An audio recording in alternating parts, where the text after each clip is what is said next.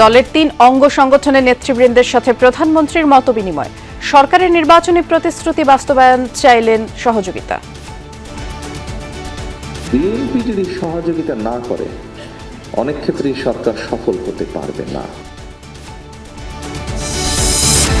গাজীপুরের কাপাসিয়ায় মা ৩ সন্তান সহ ৫ জনকে গলা কেটে হত্যা, গৃহকর্তা পলাতক। পুলিশের ধারণা পারিবারিক কলহের জেরেই হত্যাকাণ্ড। হত্যাকাণ্ডটা আমাদের কাছে প্রাথমিক অনুসন্ধানে যেটা মনে হয়েছে, এটা পারিবারিক কলহ, পারিবারিক দ্বন্দ্বের কারণে এই ঘটনাটা ঘটে থাকতে পারে। অনলাইন যুদ্ধ না করে আইন শৃঙ্খলার উন্নয়নে সরকারকে মনোনিবেশের তাগিদ জামায়াত আমিরের। পরিস্থিতি ক্ষমতাসীনদের নিয়ন্ত্রণে নেই, দাবি নাহিদের। সরকার খুবই এখনো ক্লিয়ার পজিশন নেয় নেই, একটা ছলচাতুরি তারা করছে। পলিটিক্যাল জায়গাগুলো দখল করার কাজে ব্যস্ত থাকলে তো এই সময় হবে না। এই সময় দেশের মানুষের নিরাপত্তাকে আগে ঠিক হবে। জুলাই সনদ সংস্কার ইস্যুতে বাড়ছে বিএনপি জামায়াতের টানাপোড়েন। বোঝাপড়া না হলে সুযোগ নিতে পারে তৃতীয় পক্ষ, বলছেন বিশ্লেষকরা। সরকারি দল বিরোধী দল যেভাবে কাজ করার কথা এবং তাদেরকে পারস্পরিক সহযোগিতা করার কথা, সেটা তো আমরা দেখতে পাচ্ছি না। একটা সমস্যার সমাধান না করা হয় তাহলে তো আসলে সমস্যা ভবিষ্যতে হওয়ার সম্ভাবনাই আছে আমার কাছে মনে হয়। রাজধানীর অনেক এলাকায় আশঙ্কাজনকভাবে নামছে ভূগর্ভস্থ পানির স্তর। হাজার কোটি টাকায় বসানো গভীর নলকূপেও মিলছে না দীর্ঘমেয়াদী সুফল। পারিবারিক সামাজিক জীবন, দৈনিক ধর্মীয় সমস্ত কিছু দুর্বিষহ অবস্থা। প্রধানমন্ত্রী নির্বাচনী আসনে আমরা এখন পানি পাচ্ছি না দীর্ঘ 2 মাস ধরে। 17 আসনে আমরা যদি পানি পাইতে 1 মাস লাগে, তাহলে অন্যান্য আসন কি হইতেছে এটা আপনারাই ভালো জানেন। হাম ও উপসর্গে বাড়ছে প্রাণহানি। বরিশাল আর সিলেটে আরো 6 শিশুর মৃত্যু। বেশিরভাগ হাসপাতালেই রোগীদের উপচে পড়া ভিড়। আমি শুভেন্দু অধিকারী ঈশ্বরের নামে শপথ করিতেছি যে বিধি দ্বারা স্থাপিত ভারতের সংবিধানের প্রতি আমি অকৃত্রিম নিষ্ঠা ও আনুগত্য পোষণ করিব। পশ্চিমবঙ্গের ক্ষমতায় প্রথমবার বিজেপি সরকার। মুখ্যমন্ত্রী হিসেবে শুভেন্দু অধিকারীর শপথ। উপস্থিত ছিলেন প্রধানমন্ত্রী সহ বিজেপির কেন্দ্রীয় নেতারা।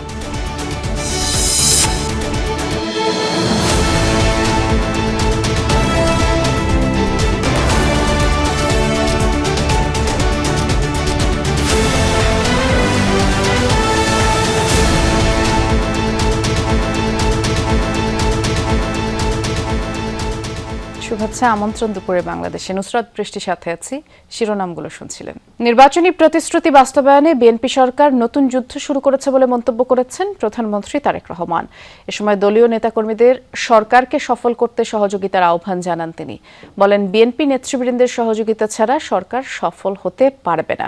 ত্রয়োদশ সংসদ নির্বাচনের পর প্রথমবারের মতো ছাত্রদল, যুবদল, স্বেচ্ছাসেবক ও বিএনপির মাঠ পর্যায়ে নেতাকর্মীদের সাথে মতবিনিময় সভায় অংশ নেন প্রধানমন্ত্রী তারেক রহমান।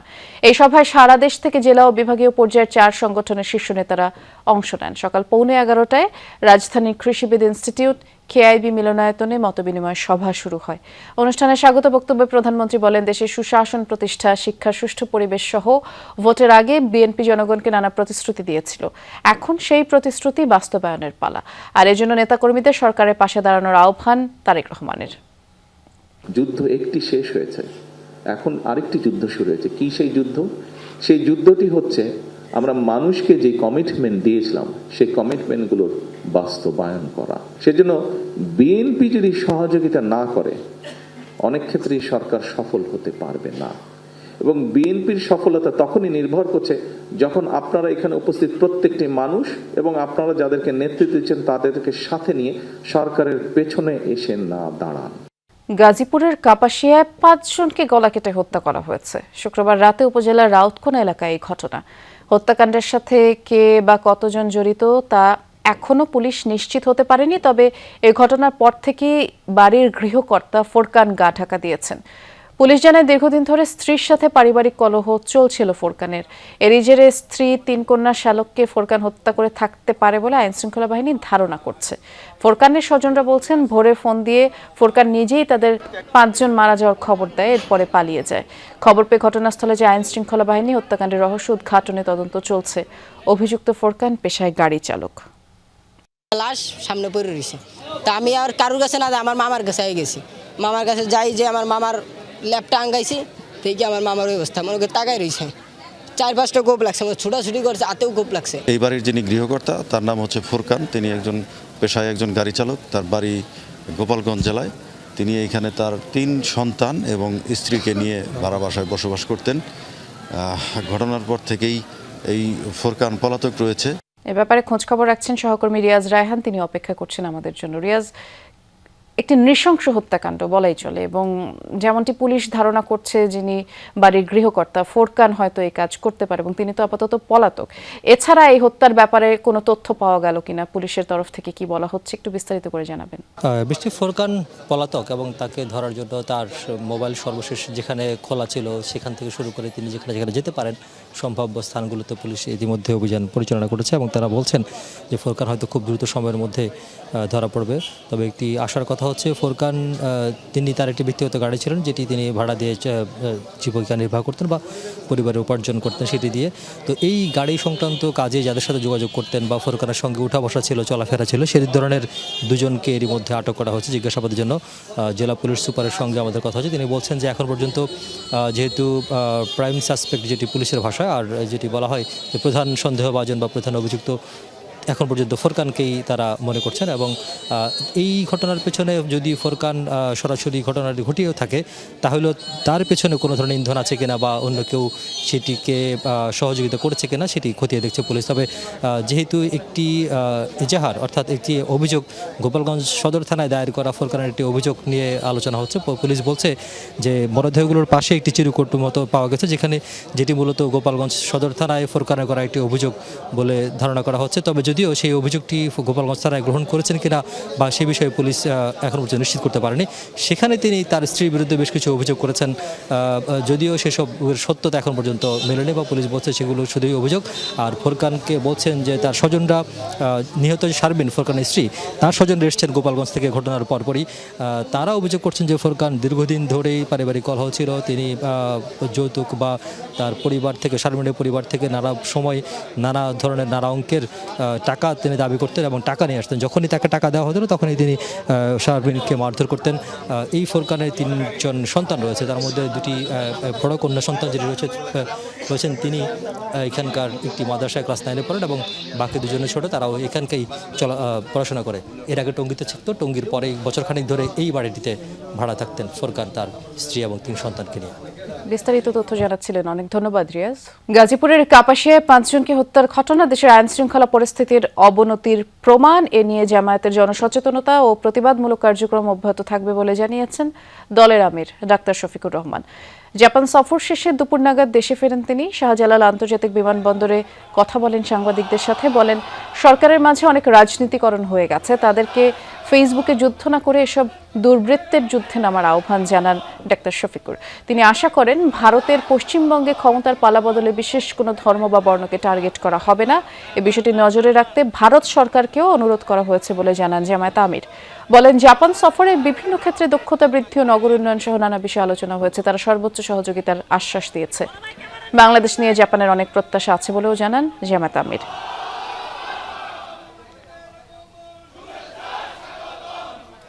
এখন পলিটিক্যাল জায়গাগুলো দখল করার কাজে ব্যস্ত থাকলে তো এই সময় হবে না। এই সময় দেশের মানুষের নিরাপত্তাকে আগে নিশ্চিত হবে। আমরা সরকারের প্রতি আহ্বান জানাবো, এখানে হলো 5 জন, নোয়াগাঁয় হলো 4 জন, চিটাঙ্গেলে 3 জন, সব গোলাকাটা। এগুলা কি? এরা কারা? কারা এগুলা করে পালিয়ে যায়? কোথায় যায়? কার লোক? কে শেল্টার দেয়?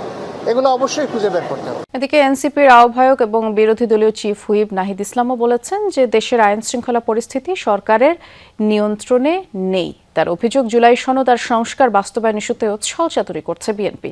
নাহিদ বলেন, সরকার কিভাবে তাদের আহ্বানে সাড়া দেয় সেটির উপরেই নির্ভর করছে রাজপথের আন্দোলন কতটা কঠিন হবে। সংস্কারের অচলাবস্থা ও করণীয় নিয়ে রাজধানীর একটি হোটেলে এনসিপির সংলাপ। কূটনীতিকদের সামনে এনসিপি নেতারা তুলে ধরেন সংস্কারের প্রয়োজনীয়তা, সরকারের অবস্থান ও এর বাস্তবায়ন না হওয়ায় তৈরি হওয়া অচলাবস্থা। গাজীপুরে 5 জনকে গলা কেটে হত্যা সহ সম্প্রতি ঘটে যাওয়া ঘটনাগুলোর বিষয়ে গণমাধ্যমের করা প্রশ্নের উত্তরে নাহিদ ইসলাম বলেন, আইন শৃঙ্খলা পরিস্থিতি সরকারের নিয়ন্ত্রণে নেই। প্রতিষ্ঠানগুলোর সংস্কার হলে এই পরিস্থিতি তৈরি হতো না। আপনি যদি প্রতিষ্ঠানগুলোর মধ্যে অ্যাকাউন্টেবিলিটি নিশ্চিত করতে না পারেন, ফলে তখন আপনি নাগরিক সমস্যাগুলো অ্যাড্রেস করতে পারবেন না। আজকে যেই যতগুলো ক্রাইসিসের কথা আপনি বলতেছেন, সেটার জন্য অ্যাকাউন্টেবল করা হবে কাকে? গভর্নমেন্টকে। কিন্তু আপনি অ্যাকাউন্টেবল কিভাবে করবেন? সংস্কার ইস্যুতে সরকারের সাথে আলোচনা চালিয়ে যাওয়ার কথা বলেন নাহিদ ইসলাম। জানান, পাশাপাশি 11 দলীয় ঐক্যের রাজপথে শান্তিপূর্ণ আন্দোলনও চলবে। সেটা আরো কতটা কঠোর হবে তা নির্ভর করবে সরকার কিভাবে সাড়া দেয় তার উপর। খুবই স্পষ্টভাবে বলেছি যে সরকার বা বিএনপি একটা ছলচাতুরি করছে। তারা জুলাই সনদকে জুলাই আদেশ বা গণভোটের সাথে একটা বাইনারিতে নিয়ে গেছে এবং তার উপরে স্থান দিচ্ছে। আমরা আন্দোলন অবশ্যই পিসফুলি করব, আমরা আন্দোলন অহিংসভাবে করব এবং রাজপথে অলরেডি কর্মসূচি শুরু হয়েছে। কিন্তু এই কর্মসূচি কতটুকু বৃদ্ধি পাবে, কতটুকু কঠোর অবস্থানে যাবে, এটা তো নির্ভর করবে সরকার কতটুকু এই আন্দোলনের সাড়া দিচ্ছে অথবা তারা দাবিগুলো মেনে নিচ্ছে। সংলাপে এনসিপি নেতারা আরো বলেন, সংস্কার নিয়ে সরকার ছলচাতুরি করছে, তাই রাজনৈতিক অবিশ্বাস তৈরি হয়েছে। আখলাকুস সাফা, যমুনা নিউজ, ঢাকা। আপাতদৃষ্টিতে জুলাই সনদ সংস্কার ইস্যুতে বিএনপি আর জামায়াতের মুখোমুখি অবস্থানকে রাজনৈতিক কৌশল মনে হলেও এ টানাপোড়েন রাজনৈতিক সংঘাতে রূপ নিতে পারে বলে মনে করছেন বিশ্লেষকরা। এ নিয়ে সরকার ও বিরোধী দলের মধ্যে বোঝাপড়া না হলে সুযোগ নিতে পারে তৃতীয় পক্ষ।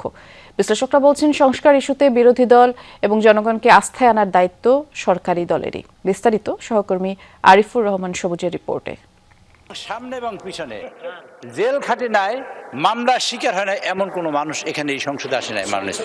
আওয়ামী লীগ নেই এক সময়ের বিএনপির মিত্ররাই এবার সংসদে বিরোধী দলের আসনে। জুলাই গণ অভ্যুত্থান পরবর্তী নতুন সংসদে কাদা ছোড়াছুড়ি কিংবা বৈরিতা থাকবে না, এমনটাই মনে করা হচ্ছিল। তবে ত্রয়োদশ জাতীয় সংসদের শুরু থেকেই উল্টো চিত্র। সংবিধান সংস্কার পরিষদ, গণভোট এবং জুলাই সনদ বাস্তবায়ন প্রশ্নে প্রায় প্রতিদিনই উত্তপ্ত হয় অধিবেশন কক্ষ। সংসদ ছাপিয়ে এই উত্তাপ ছাড়িয়েছে বাইরেও।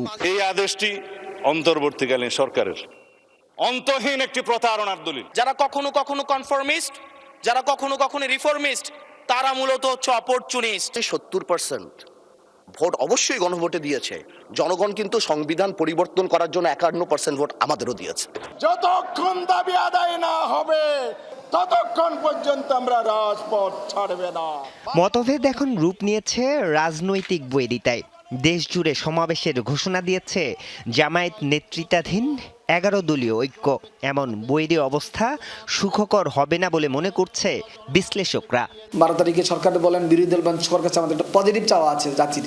সেই পজিটিভ চাওয়াটা পূরণ করার জন্য সরকারি দল বিরোধী দল যেভাবে কাজ করার কথা এবং তাদেরকে পারস্পরিক সহযোগিতা করার কথা, সেটা আমরা দেখতে পাচ্ছি না। দীর্ঘমেয়াদী আসলে সংস্কার না হয় অথবা জনগণের সাথে সংশ্লিষ্ট বিষয়গুলো যদি এটা সমস্যার সমাধান না করা হয়, তাহলে তো আসলে সমস্যা ভবিষ্যতে হওয়ার সম্ভাবনাই আছে আমার কাছে মনে হয়।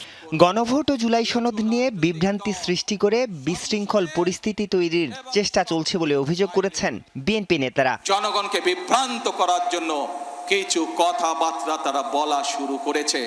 জামায়াত সহ 11 দলীয় ঐক্যের নেতারা বলছেন, জুলাই ইস্যুতে জনগণের সাথে প্রতারণা করছে বিএনপি। আমরা হাসিনাকে 16 বছর সুযোগ দিয়েছি, সেই শক্তি আমাদের নাই। যদিও এটিকে জামায়াতের রাজনৈতিক কৌশল মনে করছে রাজনৈতিক বিশ্লেষকরা। যারা ক্ষমতা আছে তাদের অসম্মান করেন, তাদেরকে জনগণের কাছে অপদস্থ করতে চান সোশ্যাল মিডিয়া এবং অন্যান্য কিছুর মাধ্যমে। তারা যা করে নেয় তার ব্যাপারে ভিন্ন মেসেজ দিতে চান, একটা রাজনীতি করতে চান, ভিন্ন নেগেটিভ রাজনীতি, স্পয়েল রাজনীতি। সেই রাজনীতি করতে চাইলে তো দেশের জন্য ভালো হবে না, আপনাদের জন্য ভালো হবে না। জাতীয় ইস্যুকে বাদ দিয়ে ব্যক্তিগতভাবে আক্রমণ করা, এই সমস্ত বিষয়গুলো চলে আসে, তাহলে আলটিমেটলি তার প্রভাব ছাত্র সংগঠনের উপর পড়বে এবং ছাত্র সংগঠনগুলো তখন দেখা যাচ্ছে সংঘর্ষ ইতিমধ্যে পড়েছে। সরকার ও বিরোধী দলের টানাপোড়েন চূড়ান্ত রূপ নিলে সুযোগ নিতে পারে অন্য পক্ষ। দেখা যাচ্ছে আওয়ামী লীগের যারা নীরব অবস্থায় আছে এখন, তাই না, তারা আরো সংগঠিত হবে এবং জনগণের মধ্যে তখন তাদের গ্রহণযোগ্যতা বেড়ে যাবে। সরকার এবং বিরোধী দলের এই গ্যাপটা যদি বড় হয়, সরকার এবং বিরোধী দল দুই পক্ষেরই রিস্ক আছে। এই রিস্কটা কোন পক্ষ থেকে আসবে সেটা বলা কঠিন। রাষ্ট্রকে যখন ক্রাইসিসে পড়ে তখন কারা রাষ্ট্রের সুবিধাটা পাবে এটা কিন্তু সহজ করে বলা যাবে না। রাজনৈতিক বাহাসের বাইরে সরকার এবং বিরোধী দলকে জনস্বার্থের ইস্যুকে গুরুত্ব দেওয়ার আহ্বান বিশ্লেষকদের। আমরা নিজেদেরকে সতর্ক রাখবো যাতে আর কেউ এই দেশে বিশৃঙ্খলা তৈরি করতে না পারে। আরিফুর রহমান সবুজ, যমুনা নিউজ, ঢাকা। রাজধানীর ভূগর্ভস্থ পানির স্তর আরও নেমে গেছে। কোনো কোনো স্থানে ওয়াসার লাইনে কাঙ্ক্ষিত পানি মিলছে না। ভূগর্ভস্থ পানির অতিরিক্ত ব্যবহারের কারণে এই অবস্থা বলে মনে করেন নগরবাসী। সংকট সমাধানে ফের হাজার কোটি টাকায় নতুন গভীর নলকূপ বসাচ্ছে প্রতিষ্ঠানটি। এতে সাময়িক সমাধান হলেও 2-1 বছর পর আবারও পরিত্যক্ত হয়ে যাবে নলকূপগুলো, আর তখন পানির জন্য মাটির আরও নিচে যেতে হবে। বাড্ডা ও শাহজাদপুর এলাকা ঘুরে সহকর্মী SRS আলীর ক্যামেরায় আরও জানাচ্ছেন আরেক সহকর্মী আল আমিন হক অহন।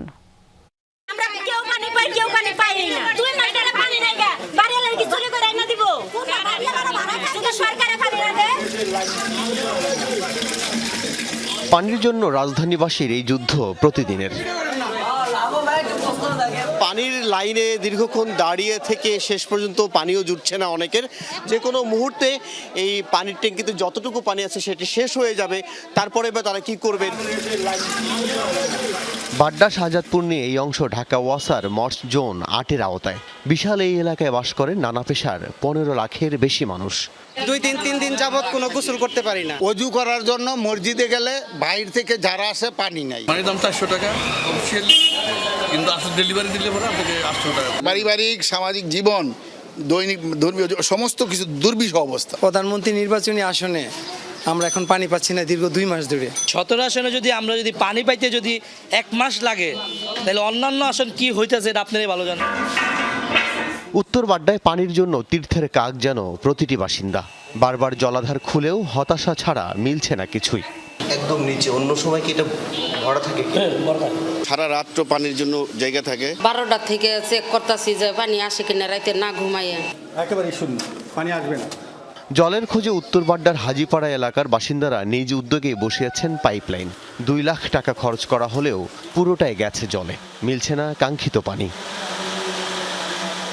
অগত্য পানির ব্যবহার কমাতে নানা কৌশল নিচ্ছেন গৃহবধূরা। মাছ খাওয়া ছেড়ে গৃহবধূরা রান্নায় এমন তরকারি বেছে নিয়েছেন যেখানে পানির ব্যবহার কম। এখানেই শেষ নয় দুর্ভোগ, অনেকেই পানি টানতে গিয়ে দুর্ঘটনায় আহত হয়েছেন। অন্য এক বাসা থেকে পানি আনতে গেছিলাম, ওই পাটা পিছলে পানি আনতে যে পানি সহকারে পা পিছলে পড়ে গেছি। কোনো রকম ডাল ভাত খেয়ে, একটু ডিম ভাজি ডাল ভাত এগুলো খেয়ে আসছি। পানি না পেলে অসুবিধা, তারপর মুখ টুক ধোয়া লাগে, স্কুলে যেতেও লেট হয়ে যায়। মিটারের পিছনে লেগে থাকে যে কখন পানি আসবে, কিন্তু পানি আসে না। কেন এই পানির সংকট খুঁজে দেখার চেষ্টা করেছে যমুনা টেলিভিশন। দিন দিন নেমে যাচ্ছে রাজধানীর ভূগর্ভস্থ পানির স্তর, যে কারণে খোদ ওয়াসার যেগুলো ডিপ পাম্প রয়েছে সেগুলো বিকল হয়ে গেছে। তার একটি এই উত্তর বাড্ডার হাজিপাড়ার এই পাম্পটি, যে কারণেই একটি মাত্র পাম্প এই মুহূর্তে সচল রয়েছে, যেখানে 2টি পাম্প সচল রাখার কথা। এই পাম্পটি সচল করে এত বিশাল মানুষের চাহিদা কোনোভাবেই পূরণ করা যাচ্ছে না। বাড্ডার প্রগতি সরণির পশ্চিম অংশে ওয়াসার আরও একটি পাম্প হাউজেও একই অবস্থা। তবে মিনিটে আমরা জানি 2400 লিটার পানি দেওয়ার কথা একটি 8 ইঞ্চি ব্যাসার্ধের যে পাইপ থেকে, এবং এটি ধারণা করা হচ্ছে এটি হয়তো মিনিটে এখন 5 থেকে 600 লিটার পানির বেশি দিতে পারছে না।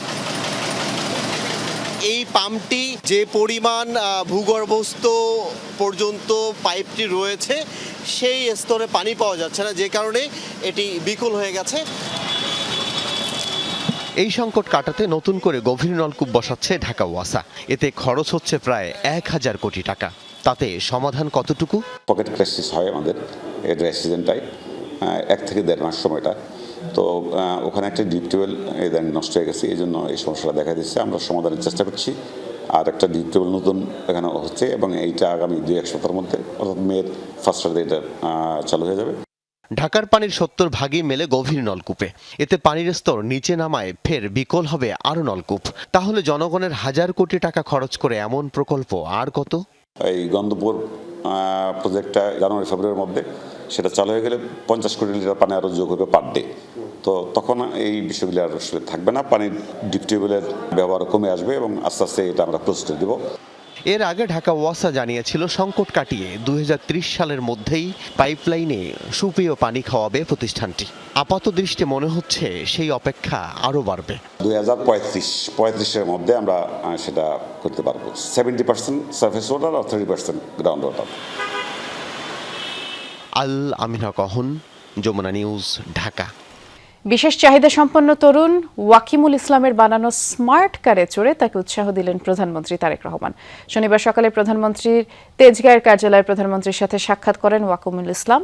সকালে নিজ কার্যালয়ে ওয়াকিমুলকে ডেকে কথা বলেন প্রধানমন্ত্রী। এ সময় তার বানানো ছোট বাহনটি দেখেন তিনি। পরে প্রধানমন্ত্রীকে নিয়েই স্মার্ট কারটি চালিয়ে দেখেন ওয়াকিমুল। ব্যাটারি চালিত বিশেষ এই যানের নাম দেওয়া হয়েছে A2i স্মার্ট কার। আর প্রধানমন্ত্রী দেশীয় প্রযুক্তি ব্যবহার করে এই বাহন তৈরি করায় 17 বছরের এই তরুণের প্রশংসা করেন।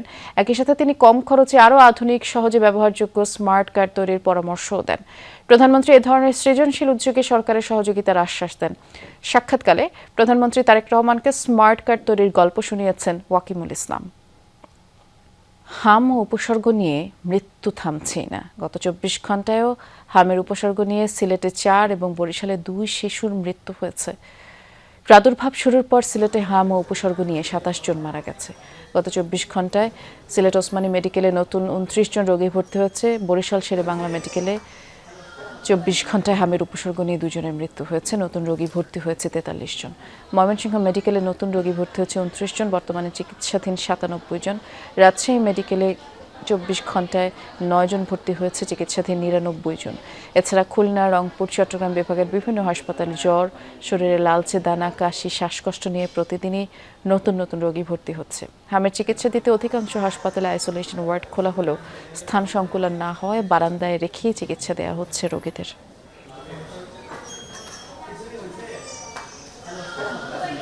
আমরা সিলেটে যাব, সহকর্মী নাবিল হোসেন অপেক্ষা করছেন আমাদের জন্য। নাবিল, প্রতিদিনই হামে শিশু মৃত্যুর খবর জানাতে হয় এবং সেই সংখ্যায় আজ আরও 4 শিশু যুক্ত হলো, সিলেটেই মারা গেছে। হামের প্রকোপ আরও বাড়ার কোনো ইঙ্গিত দিচ্ছে কিনা? কারণ প্রতিদিনই তো দেখছি যে শিশু মৃত্যুর হার বাড়ছে এবং প্রতিদিনই নতুন কোনো না কোনো রোগী হয়তো উপসর্গ নিয়ে কিংবা হামে আক্রান্ত হয়েই ভর্তি হচ্ছে। কি বলছেন চিকিৎসকরা? বৃষ্টি, আপনি ঠিকই বলেছেন। প্রতিদিনই আসলে হাসপাতালের এই বারান্দা, হাসপাতাল আঙিনায় আমরা অভিভাবক যারা আছেন, স্বজন যারা আছেন, তাদের বেদনাবিদ্ধুর যে চিৎকার সেটি আমরা শুনতে পাই। শিশু ফুলেদের ঝরে যাওয়ায় আসলে তারা কষ্ট পান এবং তাদের এই কষ্টে পুরো হাসপাতালের আকাশ বাতাস ভারী হয়ে ওঠে। আজও আসলে দুপুরে 1 ঘন্টার ব্যবধানে সিলেটে 2 জন শিশু মারা গিয়েছেন। এই যে মৃত্যুর যে বিষয়টি, সে মৃত্যুহার যে বাড়া, সেই বিষয়টি আসলে চিকিৎসকরা যেটি বলছেন, যেহেতু বর্তমানে আসলে হামের টিকাদান কর্মসূচি চলছে, সেই টিকাদান কর্মসূচি চলার পরও আসলে শিশুদের মধ্যে যে অ্যান্টিবডি, সেই অ্যান্টিবডি তৈরি হতে কিছুটা সময় লাগবে। তারা মনে করছেন যে আর হয়তো এই মাসের শেষের দিকে এই যে হামের প্রকোপ, সে প্রকোপটা কমে আসতে পারে, কারণ টিকা তখন কার্যকারিতা শুরু করতে পারে। তবে এই যে মৃত্যুহার বৃদ্ধি, তার প্রধান কারণ হিসেবে তারা গত 2 বছরে টিকার অব্যবস্থাপনাকে মনে করছেন, যার কারণে কমিউনিটি লেভেলে শিশুদের যে ইমিউনিটি সেটি দুর্বল হয়ে গেছে। তার কারণে এই মৃত্যুহার কিংবা এই যে হামের যে এত প্রকোপ, হাসপাতাল ভর্তি রোগী, তার মূল কারণ তারা এটিকেই মনে করছেন। পাশাপাশি শিশু মৃত্যুর অন্যতম একটি কারণ হিসেবে তারা মনে করছেন অভিভাবকরা শিশুদের হাসপাতালে নিয়ে আসতে কিছুটা দেরি করে ফেলছেন, বিশেষ করে যখন শিশুদের নিউমোনিয়া, শ্বাসকষ্টের মতো বড় বড় কঠিন জটিল সমস্যা হচ্ছে, তখন তাদের হাসপাতালে নিয়ে আসা হচ্ছে। এতে করে চিকিৎসকের কাছে সেই সময়টা আসলে কমে যাচ্ছে, যাদের চিকিৎসকরা যে তাদেরকে চিকিৎসা দিবেন সেই সময়টা কমে যাচ্ছে। এজন্য তারা অভিভাবকদের আরও বেশি সচেতন হতে বলছেন। টিকা কার্যক্রমে শিশুদের আরও বেশি সম্পৃক্ত, অর্থাৎ শিশুরা যাতে কেউ টিকার থেকে বাদ না যায় সেই কথা বলছেন, এবং হামের কোনো লক্ষণ বা উপসর্গ প্রকাশ পেলে দ্রুত যাতে চিকিৎসকের শরণাপন্ন হওয়া যায় সেই প্রত্যাশাটুকু তারা আসলে অভিভাবকদের কাছে চিকিৎসকরা। শুনছিলাম আপনার মাধ্যমে, ধন্যবাদ আপনাকে। মাদারীপুরে পৌঁছেছে যুক্তরাষ্ট্রে হত্যার শিকার বাংলাদেশি শিক্ষার্থী নাহিদা সুলতানা বৃষ্টির মরদেহবাহী অ্যাম্বুলেন্স। সদর উপজেলার চর গোবিন্দপুর ইউকে হাই স্কুল মাঠে বাদ আসর বৃষ্টির জানাজা হবে, এরপর পারিবারিক কবরস্থানে দাফন করা হবে। মেধাবী এই শিক্ষার্থীর মৃত্যুতে এলাকা জুড়ে শোকাবহ পরিবেশ। ঘাতকের সর্বোচ্চ শাস্তির দাবি করেন স্থানীয়রা। এর আগে সকাল 9টা 10 মিনিটে বৃষ্টির মরদেহবাহী বিমান হযরত শাহজালাল আন্তর্জাতিক বিমানবন্দরে পৌঁছায়। মরদেহ গ্রহণ করেন বৃষ্টির বাবা। হস্তান্তর প্রক্রিয়ায় অংশ নেন পররাষ্ট্র সচিব। ডক্টর ডিগ্রি লাভ করে এখানে একটা সাইনবোর্ড দেবে, ওর যে ইনকাম হবে ওই ইনকামের একটা অংশ আমাদের এই গ্রামের মসজিদ, মাদ্রাসা অথবা গরিব দুঃখীদের মাঝে বিতরণ করবে। এই ছিল তার একটা উদ্দেশ্য। ঘাতকের সর্বোচ্চ শাস্তি অর্থাৎ মৃত্যুদণ্ড হোক, এটা আমরা চাই। মাদারীপুরে বৃষ্টির গ্রামের বাড়িতে আমাদের সহকর্মী এস.এম. শাকিল আছেন, তিনি অপেক্ষা করছেন আমাদের জন্য। শাকিল, মরহুমার জানাজা এবং দাফনের প্রস্তুতি সম্পর্কে একটু জানাবেন আমাদের। দেখুন, দাফনের সব প্রস্তুতি কিন্তু ইতোমধ্যেই শেষ হয়েছে। 1:15টার দিকে যেই বৃষ্টির মরদেহ সেটা কিন্তু অ্যাম্বুলেন্স যোগে তার গ্রামের বাড়িতে চরগোবিন্দপুরে এসে পৌঁছেছে। তারপরে দেখেছি তার পরিবারের যেই বাবা মা বা অন্যান্য যেই স্বজনরা ছিল তারাও কিন্তু এই অ্যাম্বুলেন্স যোগে বা তার সাথেই কিন্তু সেই মরদেহের সাথে কিন্তু এসেছে এবং তারা কিন্তু এখন সেই বাড়িতেই রয়েছে। তার আত্মীয় স্বজন যারা রয়েছেন তারা কিন্তু যে শোকাহত যেই পরিবেশ, যে শোকাবহ যে পরিবেশটি, সেই পরিবেশে কিন্তু আমরা দেখছি সবাই কিন্তু বেশ শোকাবহ পরিবেশে নিয়ে এখানে বসে রয়েছেন। তবে এখান থেকে পরিবার থেকে যতটুকু জানানো হয়েছে যে বাড়ির পাশেই একটি স্কুল রয়েছে যেটা হচ্ছে চরগোবিন্দপুর ইউকে হাই স্কুল। সেই স্কুলে কিন্তু বাদ আসর পরে সেখানে জানাজা হবে। জানাজার পরে কিন্তু তার যে পারিবারিক কবরস্থান রয়েছে সেখানে কিন্তু তাকে শেষ দাফন করা হবে। তবে বৃষ্টির পরিবার কিন্তু সেই বারবার সেই আক্ষেপের কথাই বলছিল যে বৃষ্টি কিন্তু যুক্তরাষ্ট্রে গিয়েছিল তার ডিগ্রি অর্জনের জন্য এবং যে পিএইচডি ডিগ্রি অর্জনের জন্য। সেই ডিগ্রি কিন্তু তারা ঠিকই পেয়েছে, বৃষ্টির সেই মরণোত্তর ডিগ্রি কিন্তু তারা ঘোষণা করেছে। কিন্তু যে বৃষ্টির যেই মরদেহ সেই কথা ভেবে কিন্তু তারা সেই ডিগ্রির কথা কিন্তু তারা মনে করছেন না। তারা কিন্তু বলছেন যে মেয়ে যদি জীবিত থাকতো তাহলে তাদের ডিগ্রি না হলেও চলতো, কিন্তু এই ডিগ্রি দিয়ে এখন কি করবে সেটাই কিন্তু তারা বুঝতে পারছেন না। তবে সর্বশেষ হয়তো আসরের পরে এখানে জানাজা হবে স্কুল মাঠে, তারপরে যেই পারিবারিক যে কবরস্থানটি রয়েছে সেখানে তার মরদেহ সমাহিত করা হবে। বৃষ্টি, বিস্তারিত জানানোর জন্য ধন্যবাদ আপনাকে শাকিল। বিটভিত্তিক কাঠামোতে আটকে গেছে রাজনৈতিক সাংবাদিকতা, যেখানে অনুসন্ধানের চেয়ে গুরুত্ব পায় দলের এজেন্ডা। অনেক ক্ষেত্রে রাজনৈতিক দলের কর্মী হিসেবে আচরণ করেন সাংবাদিক নিজেই, এমন অভিযোগ এসেছে বাংলাদেশ সাংবাদিকতা সম্মেলনের দ্বিতীয় দিনে। প্রথম সেশনে রাজনৈতিক সাংবাদিকতা ও সংবাদ মাধ্যমের স্বাধীনতা নিয়ে খোলামেলা আলোচনা হয়। বক্তারা বলেন, সরকারের পালাবদল হলে গুরুত্বপূর্ণ বিটে তাদের পছন্দ অনুযায়ী রিপোর্টারকে নিয়োগ দিতে বাধ্য করা হয়। অন্তর্বর্তী সরকারের আমলেও এই বাস্তবতা বদলায়নি। পাশাপাশি সাংবাদিকতার মান সংবাদকর্মীদেরই রক্ষা করার তাগিদ দেন তারা। বলেন, নৈতিকতার চর্চা সরকার বা আদালত ঠিক করে দিতে পারেন না, এখানে স্বনিয়ন্ত্রণ পদ্ধতি চালু করা দরকার। বাংলাদেশে যত অর্জন হয়েছে তার জন্য একটা সিংহভাগ ক্রেডিট আমাদেরকে রাজনৈতিক অঙ্গনকে দিতে হবে, রাজনৈতিক ব্যক্তিত্বদেরকে দিতে হবে, অস্বীকার করার উপায় নেই। কিন্তু যত ব্যর্থতা হয়েছে তার দায়ও কিন্তু তাদেরকে নিতে হবে। রাজনীতি ঠিক হোক বা না হোক, আমি আমার সেই দায়িত্বটা পরিত্যাগ করতে পারি না, সেই দায়িত্বটা কম্প্রোমাইজ করতে পারি না, ছাড় দিতে পারি না। তাহলে আমি সাংবাদিক হিসাবে ব্যর্থ এবং আমার সাংবাদিকতা করা উচিত না। তারা কি রাজনীতিবিদ করবে, শুধু দলের কথা শুনবে, দলের বক্তব্য কাভার করবে, দলের কথাই বলে যাবে? আসলে সে রাজনীতিটাকে অন্য পার্টির সঙ্গে মিলিয়ে, শাসন ব্যবস্থার সঙ্গে মিলিয়ে, আইন কানুনের সঙ্গে মিলিয়ে, সাংবিধানিক জায়গা থেকে মিলিয়ে সেটা করতে পারে কিনা। ব্রাহ্মণবাড়িয়ার কসবা সীমান্তে ভারতীয় সীমান্তরক্ষী বাহিনী বিএসএফের গুলিতে 2 বাংলাদেশি যুবক নিহত হয়েছেন, 2 জন আহত হয়েছেন। শুক্রবার রাতে উপজেলার গোপীনাথপুর ইউনিয়নের ধ্বজনগর সীমান্তে এই ঘটনা ঘটে। নিহতরা হলেন মুরসালিন নবী হোসেন। বিজিবি জানায়, রাতে মুরসালিন নবী সহ কয়েকজন সীমান্ত এলাকায় যান। এ সময় বিএসএফ জওয়ানরা তাদের লক্ষ্য করে গুলি ছোড়ে। গুলিবিদ্ধ হয় মুরসালিন নবী হোসেন। পরে তাদের সীমান্তের ওপারে নিয়ে যায় বিএসএফ, সেখানে 2 জন প্রাণ হারান। বিজিবি জানিয়েছে তাদের মরদেহ ফিরিয়ে আনতে বিএসএফ এর সাথে যোগাযোগের চেষ্টা চলছে। প্রথমবারের মতো পশ্চিমবঙ্গে বিজেপির ঝান্ডা উড়ালেন শুভেন্দু অধিকারী। কলকাতার ঐতিহাসিক ব্রিগেড প্যারেড গ্রাউন্ডে মুখ্যমন্ত্রী হিসেবে তিনি শপথ নেন, আর সে সময় মঞ্চেই ছিলেন প্রধানমন্ত্রী নরেন্দ্র মোদী। অভিষেক অনুষ্ঠানে হাজির হন স্বরাষ্ট্রমন্ত্রী অমিত শাহ সহ কেন্দ্রীয় শীর্ষ নেতারা। এছাড়া উপস্থিত হন ভারতের 20 রাজ্যের মুখ্যমন্ত্রী। কলকাতার ঐতিহাসিক ব্রিগেড প্যারেড গ্রাউন্ডে জনসমুদ্র। নবনির্বাচিত মুখ্যমন্ত্রী শুভেন্দু অধিকারীকে সঙ্গে নিয়ে শপথ অনুষ্ঠানে হাজির হন প্রধানমন্ত্রী নরেন্দ্র মোদী। মঞ্চে উঠেই শ্রদ্ধা জানালেন বিশ্বকবি রবীন্দ্রনাথ ঠাকুরের ছবিতে। প্রবীণ বিজেপি নেতা মাখনলাল সরকারের প্রতিও জানান শ্রদ্ধা। শিলিগুড়ি নিবাসী শ্রী মাখনলাল মঞ্চে ছিলেন বিজেপি সর্বভারতীয় সভাপতি নীতিন নবীন, স্বরাষ্ট্রমন্ত্রী অমিত শাহ এবং কেন্দ্রীয় প্রতিরক্ষা মন্ত্রী রাজনাথ সিং। এছাড়া আসামের মুখ্যমন্ত্রী হেমন্ত বিশ্ব শর্মা, উত্তরপ্রদেশের মুখ্যমন্ত্রী যোগী আদিত্যনাথ, অন্ধ্রপ্রদেশের মুখ্যমন্ত্রী চন্দ্রবাবু নাইডু সহ 20 রাজ্যের মুখ্যমন্ত্রী উপস্থিত হয়েছেন পশ্চিমবঙ্গের অভিষেক অনুষ্ঠানে। ছিলেন স্মৃতি ইরানি, শিবরাজ সিংহ চৌহান, অগ্নিমিত্রা পাল, মিঠুন চক্রবর্তী সহ কেন্দ্র ও রাজ্য বিজেপির শীর্ষ নেতারা। আমি শুভেন্দু অধিকারী। রাজ্যপালের উপস্থিতিতে ব্রিগেডে শপথ বাক্য পাঠ করেন মুখ্যমন্ত্রী শুভেন্দু অধিকারী। শুভেন্দুকে মুখ্যমন্ত্রী হিসেবে নিযুক্ত করলেন রাজ্যপাল RN রবি। এরপর একে একে মন্ত্রী হিসেবে শপথ নেন দিলীপ ঘোষ, অগ্নিমিত্রা পাল, অশোক কীর্তনিয়া, নিশীথ প্রামাণিক ও Kshudiram Tudu. Rezwana Saima, Jamuna news. Follow up চিকিৎসা এবং স্বাস্থ্য পরীক্ষার জন্য আজ সকালে লন্ডনের উদ্দেশ্যে ঢাকা ত্যাগ করেছেন রাষ্ট্রপতি মোহাম্মদ শাহাবুদ্দিন। সকাল 8:45টায় রাষ্ট্রপতিকে বহনকারী বিমান হযরত শাহজালাল আন্তর্জাতিক বিমানবন্দর থেকে যাত্রা শুরু করে। এ সময় আইনমন্ত্রী Asaduzzaman, British high commissioner Sarah Cook সহ ঊর্ধ্বতন কর্মকর্তা বৃন্দ বিমানবন্দরে তাকে বিদায় জানান। চিকিৎসকের পরামর্শে ফলো আপ হিসেবে যুক্তরাজ্যের একটি বিশেষায়িত হাসপাতালে রাষ্ট্রপতির প্রয়োজনীয় স্বাস্থ্য পরীক্ষা সম্পন্ন হবে। আর চিকিৎসা শেষে আগামী 18 মে রাষ্ট্রপতির দেশে ফেরার কথা রয়েছে। দেশের বৃহৎ জনগোষ্ঠীকে জনশক্তিতে রূপান্তর করে কর্মসংস্থানের সুযোগ তৈরি করাই বর্তমান সরকারের প্রধান লক্ষ্য বলে জানিয়েছেন শিল্পমন্ত্রী খন্দকার আব্দুল মুক্তাদির।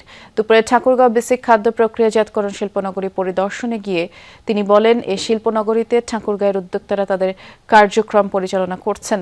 নতুন যে বেসিক শিল্পনগরী নির্মাণ হচ্ছে সেখানে খাদ্য প্রক্রিয়াজাতকরণ শিল্পনগরী গড়ে তোলা হবে। প্রায় 50 একর জায়গায় 251টি প্লট থাকবে।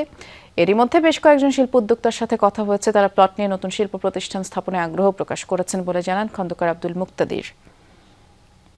এই সরকারের একটা প্রায়োরিটি হচ্ছে, অগ্রাধিকার হচ্ছে যে আগামী দিনে আমাদের যারা যে জনগোষ্ঠী তাকে স্কিল একটা ম্যান পাওয়ারে কনভার্ট করে কর্মসংস্থান সৃষ্টি করা এবং আমাদের যে এক্সিস্টিং ম্যান পাওয়ার সেটার মধ্যে স্কিলনেস ডেভেলপ করা।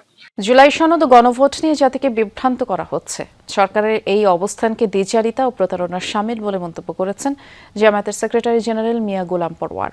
সকালে পঞ্চগড়ে শ্রমিক সমাবেশে যোগ দেওয়ার আগে সৈয়দপুর বিমানবন্দরে সাংবাদিকদের গোলাম পরওয়ার বলেন, সরকার যদি সংসদে দাঁড়িয়ে জুলাই সনদ অক্ষরে অক্ষরে বাস্তবায়নের কথা বলে তাহলে দেশের বিপুল জনগোষ্ঠীর সমর্থন পাওয়া গণভোটের রায় উপেক্ষা করার সুযোগ নেই।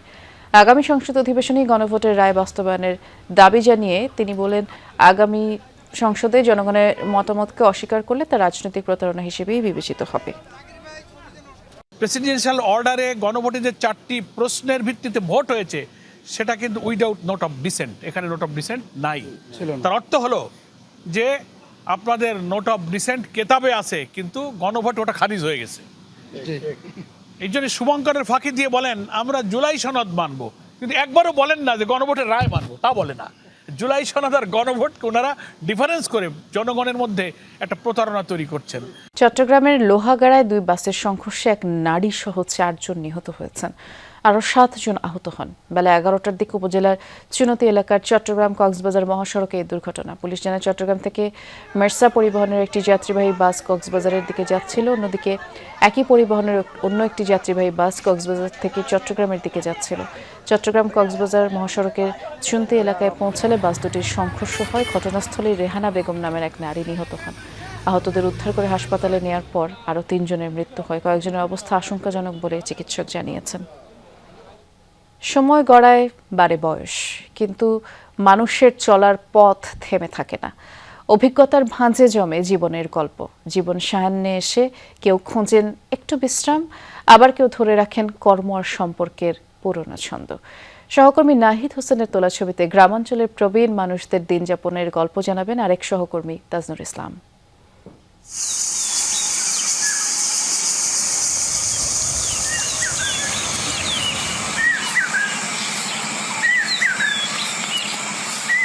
দিনটা শুরু হয় গল্প দিয়ে। এক কাপ চা আর কয়েকজন পুরনো সঙ্গী, এইটুকুতে জমে ওঠে সকাল। মৌলভীচর বাজারের এই চায়ের দোকান গ্রামের বয়োজ্যেষ্ঠদের সময় কাটানোর এক ছোট্ট আশ্রয়। হাসির ফাঁকে কথার ভাঁজে মিশে থাকে অনেক দিনের স্মৃতি। কেউ গল্প বলছেন, কেউ শুনছেন মুগ্ধ হয়ে। কথার বিষয় বদলায়, তবুও আড্ডা থামে না। এই মানুষগুলো সময়ের অনেকটা পথ পেরিয়ে এসেছেন। তাদের প্রতিটি কথায় জমে থাকে অভিজ্ঞতার ছাপ।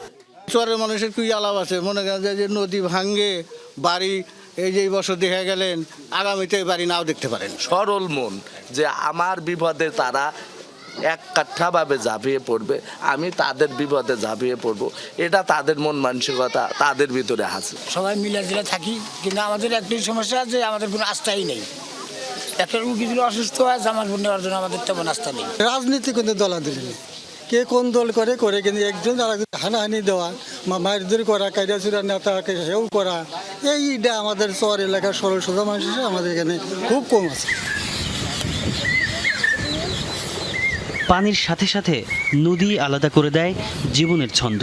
ব্রহ্মপুত্র নদের এপারে দিনটা একটু ধীর, একটু আয়েসি, কিন্তু ওপারে ছন্দটা ভিন্ন। ওপারের চরে বয়স কোনো বাধা নয়, শরীর যতটুকু সাড়া দেয় ততটুকুই কাজ করে চলেন তারা।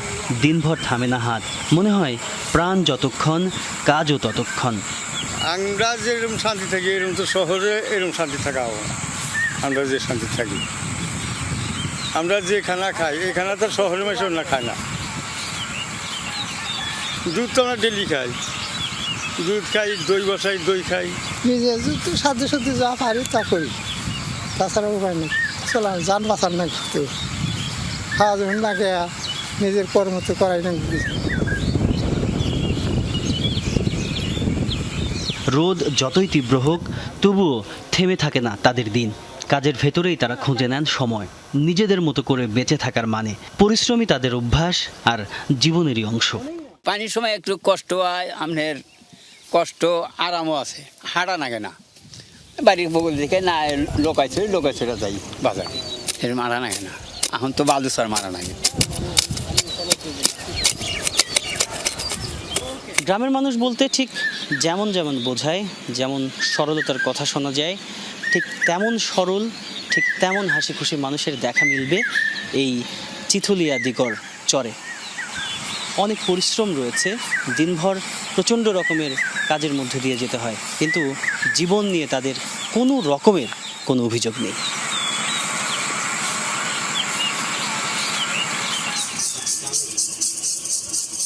সন্ধ্যা নামলে ধীরে ধীরে নেমে আসে দিনের গতি। কাজ শেষ হয়, ফিরে আসে একটু অবসর। এই সময়টুকুই তাদের নিজের জন্য রাখা। রাত নামলে চিথুলিয়া দিগর চরে বসে আরেকটি আড্ডা। চারপাশে অন্ধকার, মাঝে বসে কিছু মানুষ। গল্পে মেতে ওঠেন আবার লোকজ গল্প, পুরনো দিনের কথা, হাসি আর স্মৃতি। সব মিলিয়ে একটি রাত হয়ে ওঠে প্রাণবন্ত। সবাই আসে, আবার কেউ বাজার ঘাট সমস্যা হয়ে গেলে কে হয়তো তেল নাই, তেল চাইলে তেল দেওয়া যায়। আবার কেউ হয়তো লবণ থাকে না, লবণ চাইলে লবণও দেয়। আবার আমার কাছে চাইলে আমরাও দিয়ে দিই। যার সামর্থ্য আছে তার বাড়িতে সৌর বিদ্যুৎ আছে, আর যার বাড়িতে সৌর বিদ্যুৎ নাই তাই এই ডিজেলে দিয়ে কুপা লাগাইয়া মনে করি ঘরে বাতি জ্বালা। কৃষি মানুষ কি আমার কাছে সবই ভালো। আমরা তো ওই যে ভালো মন্দ দিন করতে খাই না, আমরা সপ্তাহের মধ্যে একদিন আনজাল কিছু খাই, সপ্তাহ বুঝে একদিন খাই। অযা তো বাহুল্য কথা আমি খরচই করি না, ডাইরেক্ট কথা। বাহুল্য কথা কোনো আমার কাছে খরচ নেই। দরকারি যাহা কাজ করবো এই দরকার সেই আলাপ করবো, অন্য কোনো ফালতু আলাপ আমার কাছে নেই। কেউ গল্প বলছেন, কেউ শুধু শুনছেন, কিন্তু প্রত্যেকেই এই মুহূর্তের অংশ। এই আড্ডা সম্পর্কে বাঁচিয়ে রাখার এক চমৎকার উপায়। প্রবীণ মানুষগুলোর প্রতিটি দিন খুব সাধারণ, কিন্তু তার ভেতরেও লুকিয়ে থাকে অসাধারণ অভিজ্ঞতা। হাসি, আড্ডা আর আনন্দে অবসর সময় কাটে সরল মনা এসব মানুষের। আর এভাবেই বাড়তে থাকে রাত, হাজার বছরের পুরনো সেই রাত। তাজনুর ইসলাম, যমুনা নিউজ, চিথুলিয়া দিগর চর, গাইবান্ধা। এখনও যুক্তরাষ্ট্রের দেয়া শান্তি প্রস্তাবের ব্যাপারে কোনো প্রতিক্রিয়া জানায়নি ইরান, তবে দ্রুতই জবাব আশা করছেন মার্কিন প্রেসিডেন্ট ডোনাল্ড ট্রাম্প।